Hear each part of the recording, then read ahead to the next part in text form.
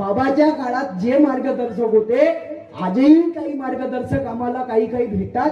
त्या काळातले ते लोक सांगतात बाबामध्ये ना मोह होता, ना माया होता, ना अहंकार होता, ना त्याग होता. बाबा सर्व गुण संपन्न, साधी राणीमान, उच्च विचार.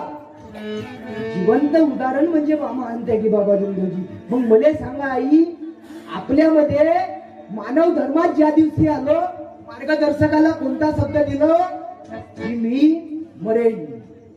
काय करीन? मरेन. आणि मार्गदर्शक साहेब पहिले डेंगे साहेब सांगताना की हा मार्ग कशाचा आहे? मरण्याचा आहे. कशाचा मार्ग आहे? मरण्याचा.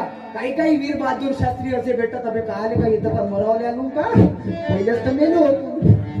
पण मार्गात मरा कोणत्या तत्वानं आहे? मोह माया अहंकार त्याग ह्या गोष्टीनं मरायचं आहे. जीवनानं नाही. बाबांना जीवनानं मरायला नाही सांगितलं. 5 जे नियम दिला आहेत का नाही आई, ते 5 नियम त्याच्यासाठी आहे. जीवनात चालण्याकरता, ग्रहस्थी उंच आणण्याकरता, मानवी जीवनाचे अनेक उद्देश सफल करण्याकरता बाबांनी 5 नियम दिले आहेत. काही काही लोक भेटतात तर ते लोक म्हणतात दादा हा तुमचा मानव धर्म आहे का नाही? मानव धर्म या मानव धर्मासारखा धर्मच नाही. त्याने विचारावं काहो काहून?